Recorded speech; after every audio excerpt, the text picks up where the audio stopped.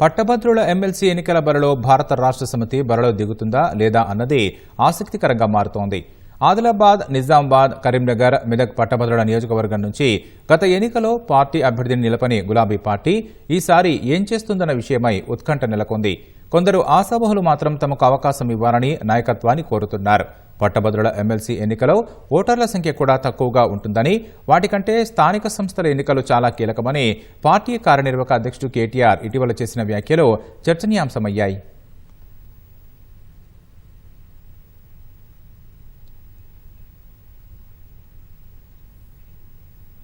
మంత్రి పొన్నం ప్రభాకర్ మీడియాతో మాట్లాడుతున్నారు. ప్రత్యక్ష ప్రసారం ద్వారా చూద్దాం. కొన్ని మార్గనిర్దేశకాలు ఇచ్చి ఈ యొక్క సమావేశంలో చర్చించడం జరిగింది. క్షేత్రస్థాయిలో ఇందుకు సంబంధించి కొత్త షెడ్యూల్ కూడా విడుదల చేయడం జరిగింది. నేను గౌరవ హైదరాబాద్ ప్రజలందరినీ కూడా విజ్ఞప్తి చేస్తా ఉన్నా, ఇందుకు సంబంధించి ఎక్కడైనా మీకు ఏదైనా ఇబ్బంది అనిపిస్తే సర్వే అనంతరం కూడా మీరు స్థానికంగా ఉండబడేటువంటి అధికారులందరికీ కూడా తమ సమాచారాన్ని ఇచ్చేటువంటి అవకాశం ఉంటుంది. కాబట్టి ఎవరు ఆందోళన చెందాల్సిన అవసరం లేదు. ప్రభుత్వం అందరికీ అన్ని రకాలుగా ప్రభుత్వం లబ్ధి ఏదైతే ప్రకటించారో అది చేరాలనే ఆలోచనతోటి మాత్రమే ఉంది. ఇందులో ఎవరైనా ఏదైనా రాజకీయపరమైన ప్రతిపక్షపరమైన విమర్శలు చేస్తే అందుకు ఎటువంటి ప్రలోభం పడొద్దు అనేటువంటి మాట ఈ సందర్భంగా కోరుతా ఉన్నాం. ఉదాహరణకు రేషన్ కార్డులు చాలా కాలంగా డిమాండ్ ఉంది. 10 సంవత్సరాలుగా రేషన్ కార్డులు రాలేదు. ఒక ఇంట్లో పుట్టిన బిడ్డ ఇంకో ఇంటికి కోడలుగా మారినా, లేదా ఆ ఇంట్లో కొత్తగా అనేక మంది పిల్లలు వచ్చినా, లేదా ఇతరత్ర అంశాలు మైగ్రేట్ అయినా రేషన్ కార్డులకు సంబంధించిన కొద్ది ఇబ్బంది ఉన్నది. కాబట్టి ప్రభుత్వం చాలా స్పష్టమైన నిర్ణయం తీసుకుంది. రేషన్ కార్డులకు సంబంధించిన ప్రక్రియ, ఉదాహరణకు ఒక ఇంటి బిడ్డ ఒక ఇంటి కోడలైతే వెంటనే పేరు మార్పిడికి సంబంధించి అవకాశం కావచ్చు, న్యూ ఎంట్రీస్ కావచ్చు, బైఫర్కేషన్ ఆఫ్ ఫ్యామిలీ అంటే కుటుంబంలో పెళ్లి అయిపోయిన తర్వాత వేరే కుటుంబం పెద్దగా ఇల్లు కార్డు తీసుకోవాలనే అంశం కావచ్చు.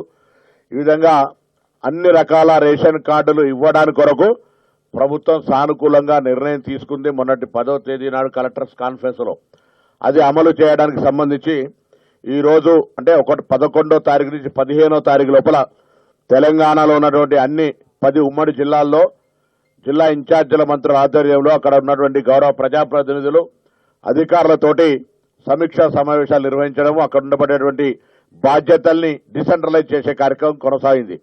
అందులో భాగంగా ఇలా హైదరాబాద్ జిల్లాకు సంబంధించిన సమావేశం గౌరవ మేయర్ గారు, డిప్యూటీ మేయర్ గారు, కమిషనర్ గారు, కలెక్టర్ గారితో పాటుగా గౌరవ పార్లమెంట్ సభ్యులు, శాసనసభ్యులు, శాసన మండలి సభ్యులతో సహా మొత్తం అన్ని రకాల డిపార్ట్మెంట్కు సంబంధించిన అధికారులతోటి సమావేశం జరిగింది. ఇందులో కూడా స్పష్టంగా ప్రభుత్వ నిర్దేశన ప్రకారంగా ప్రజలందరూ కూడా దయచేసి అవకాశం వినియోగించుకోవాలని కోరుతా ఉన్నాం. టీం ఫీల్డ్ వెరిఫికేషన్ 16వ తేదీ నుంచి 20వ తేదీ వరకు స్పష్టంగా జరుగుతుంది. లబ్ధిదారుల ముసాయిదా జాబితా 16 నుంచి 20 తారీఖు లోపల దాన్ని కూడా జరిగి వాళ్లకు ఈ వెరిఫికేషన్ సంబంధించి ఇవ్వడం జరుగుతుంది. ప్రజాపాలన ఈ వెరిఫికేషన్ జరిగినటువంటి సెలెక్షన్ ఆఫ్ ఏదైతే ఫీల్డ్ వెరిఫికేషన్ తర్వాత వచ్చినటువంటి జాబితా ఉందో దాన్ని 21 నుంచి 24 వరకు ప్రతి వార్డు సభలో పెట్టి ఎలిజిబిలిటీ క్రైటీరియా ఎక్కడ కూడా పారదర్శకంగా ఉండాలే తప్ప అది ఇందిరమ్మ ఇల్లు కావచ్చు, రేషన్ కార్డు కావచ్చు, ఎక్కడ కూడా తప్పు జరగద్దు. అందరికీ అర్హులైన వాళ్ళందరికీ రావాలి.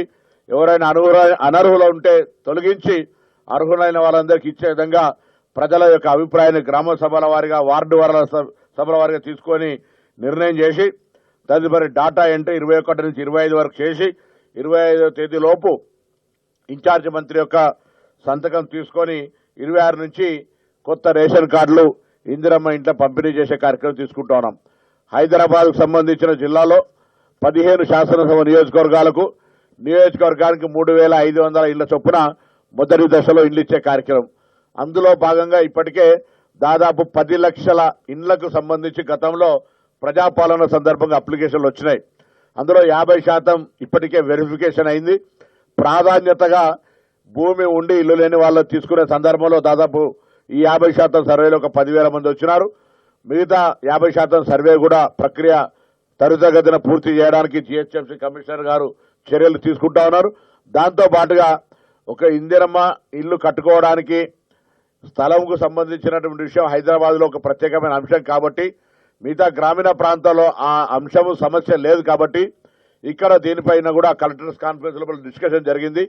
మల్టీ స్టోర్ కట్టడానికి ప్రభుత్వ స్థలము లేదా ఇతరత్ర స్లమ్స్ ను డెవలప్మెంట్ చేసి చేయాలనేటువంటి డిస్కషన్ కు మళ్ళీ ఈ యొక్క డాటా సేకరణ తర్వాత అందులో ఉన్నటువంటి ఒక పర్టికులర్ నామ్స్ లో ఎటువంటి క్రైటీరియా అయితే మనం ఫిట్ అవుతామో అని లోకల్ బేస్డ్ ఇన్ఫర్మేషన్ మీద ఆ హైదరాబాద్ యొక్క ఇందిరమ్మ ఇళ్ల సమస్య పరిష్కారానికి కూడా గౌరవ ముఖ్యమంత్రి గారి స్థాయిలో అత్యున్నతమైన సమావేశం జరిగి హైదరాబాద్ సంబంధించిన ప్రజాప్రతినిధులందరూ కూడా కలిసి దీని మీద ఒక భవిష్యత్తు నిర్ణయం తీసుకొని హైదరాబాద్ లో మైగ్రేషన్ ఉంటుంది, స్థలాలు ఉండకపోవచ్చు, ఇళ్లు లేవు, అటువంటి వాళ్ళందరినీ కూడా ఏ విధంగా ఈ యొక్క సిస్టంలోకి తేవాలి, వాళ్ళకి ఇవ్వాలనేటువంటి ఆలోచన అందరి దగ్గర, అన్ని పార్టీల ప్రజాప్రతినిధుల దగ్గర, ముఖ్యంగా అధికారంలో ఉన్నటువంటి కాంగ్రెస్ పార్టీకి సంబంధించిన ప్రజాప్రతినిధులందరూ కూడా ఆ అంశాన్ని ప్రత్యేకించి ప్రస్తావిస్తూ ఉన్నారు.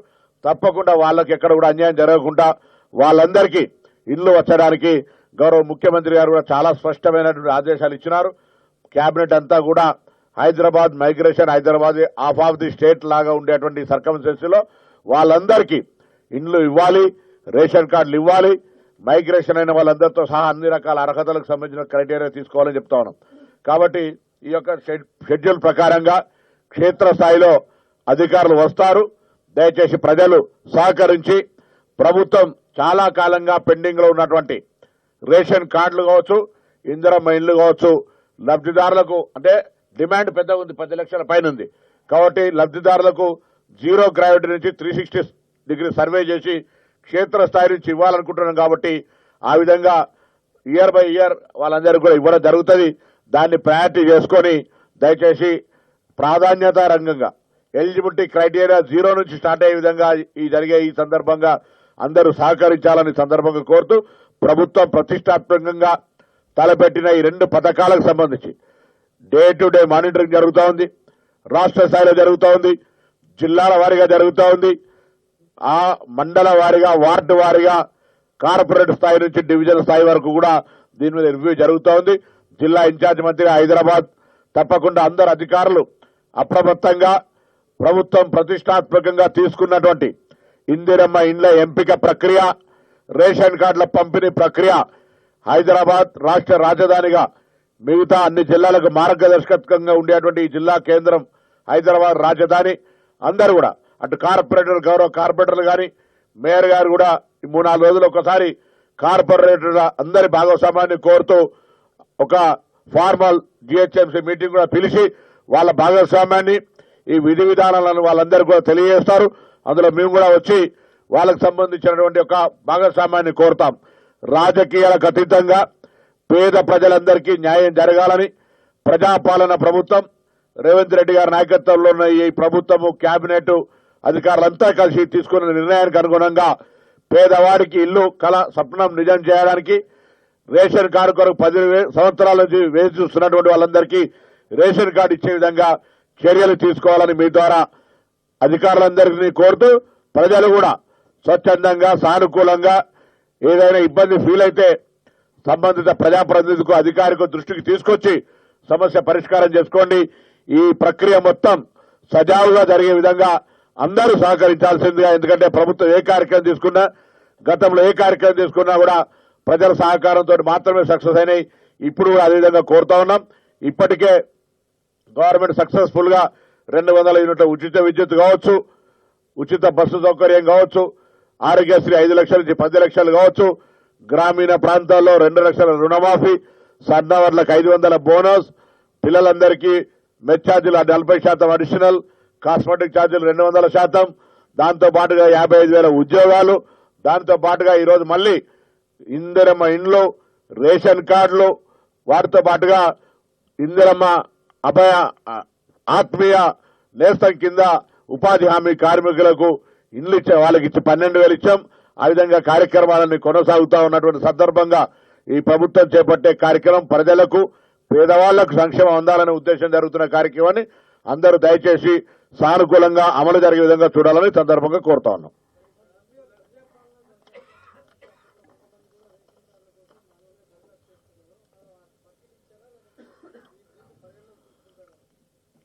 కొంత ప్రజాపాలనలో జరిగినటువంటి అప్లికేషన్ల సందర్భంగా ఎవరైనా మిస్ అయి ఉంటే అది కూడా ఎలిజిబిలిటీ తీసుకుంటాం. ఎక్కడ కూడా మాకు మేముగా ప్రభుత్వం వీళ్లకు అర్హత కానీ వీళ్లకు ఇలా తీసుకోమనేటువంటి ఎక్కడ కూడా బేసిజం లేదు. సో ఎవరు ఎలిజిబిలిటీ క్రైటీరియా ఉన్న వాళ్ళు మిస్ కావద్దనేది ప్రభుత్వ లక్ష్యం. అందుకు ప్రజలంతా సహకరించాలి, అధికారులు ఆ విధంగా చర్యలు తీసుకోవాలనేటువంటి ముఖ్య ఉద్దేశం కొద్దీ ఈ కార్యక్రమం యొక్క తీవ్రతను దృష్టిలో పెట్టుకొని లేదా ఈ కార్యక్రమం యొక్క ప్రాధాన్యతను దృష్టిలో పెట్టుకొని ముఖ్యమంత్రి గారు నేరుగా డే టు డే మానిటర్ చేస్తా ఉన్నారు. ఖాళీగా ఉన్న బెడ్రూమ్లో నేను అనలేదు, ఖాళీగా ఉన్న బెడ్రూమ్లు కూడా ఇస్తాము, అది వేరు ప్రక్రియ. ఇందిరమ్మ ఇల్లు నియోజకవర్గానికి 3,500 ఆ కట్టిన వాటి గురించి డబుల్ బెడ్రూమ్ల గురించి అసంపూర్తిగా ఉన్నాయన్నీ కూడా కంప్లీట్ చేస్తాం. కాంట్రాక్టర్ ముందుకు వస్తే ఆ కాంట్రాక్టర్ పూర్తి చేస్తాం. కాంట్రాక్టర్ పూర్తి రాకపోతే లబ్ధిదారులకు సంబంధించి లాటరీ ఉండదు, ఎలిజిబిలిటీ క్రైటీరియా కొద్దే జరుగుతుంది. పారదర్శకంగా వార్డు సభలో ప్రజల ముందు ఉంచి ఎలిజిబిలిటీ ప్రకారంగా ఈ యొక్క ఎంపిక ప్రక్రియ కొనసాగుతుంది. నమస్కారం. ఇల్లు లేకుండా ఉండడం ఎలిజిబిలిటీ, ఇల్లు కావాలన్న వాళ్ళకు ఇల్లు లేకుండా రేషన్ కార్డులకు సంబంధించి గతంలో ఏ విధానాలు అవుతున్నాయో మేమేం కొత్తగా మార్పు కానీ ఇంకేది కానీ చేయడం లేదు, లేదా ప్రజల మీద ఏదో నిబంధనలు పెట్టి రేషన్ కార్డులు కట్ చేస్తారనేటువంటి ఏదో ప్రాపకండ జరుగుతుంది, అటువంటి ఆలోచన లేదు. తప్పకుండా గతంలో ఎప్పుడైతే 2014 జీవో నెంబర్స్ కూడా మీకు ఇస్తాం, దాని ప్రకారంగా మాత్రమే eligibility criteria. We are not deviating anything.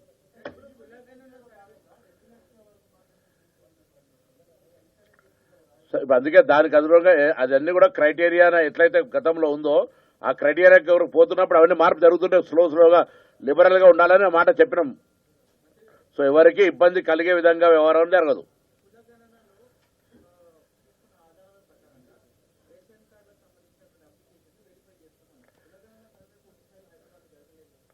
%90 జరిగింది. జరగని దగ్గర వాళ్ళ యొక్క మాన్యువల్ అప్లికేషన్ కూడా తీసుకుంటారు.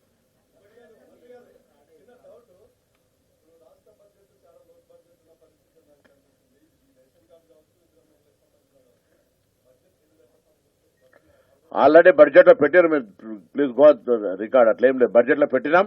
రేషన్ కార్డులకు సంబంధించి బడ్జెట్ దానికి పెద్ద ఇబ్బందికరమైన ఉండేటువంటి మేము ఇవ్వాలనే సంకల్పం ఉన్న తర్వాత 200 యూనిట్లు ఇస్తున్నామా లేదా ఎక్కడ అబ్జెక్షన్ ఉందో దానికి ఎవరైనా మిస్ అయితే మండల ఆఫీసులో అప్లికేషన్ తీసుకున్నాం. మళ్ళీ కరెక్షన్ అప్లికేషన్ కొరకు 500 గ్యాస్ సిలిండర్కి అదేవిధంగా తీసుకున్నాం. ఉచిత బస్సు నిరాటంకంగా జరుగుతుందో లేదా. ఆర్థిక సంక్షోభము, ఆర్థిక ఇబ్బంది ఉన్న మాట వాస్తవము. గత ప్రభుత్వం ఆర్థిక విధ్వంసం వల్ల ఇబ్బందికరమైన పరిస్థితి ఉన్నా ఓవర్కమ్ చేసి కార్యక్రమాలను కొనసాగిస్తా ఉన్నాం, జీతాలు 1వ తారీఖుతో సహా. పక్కా 100%.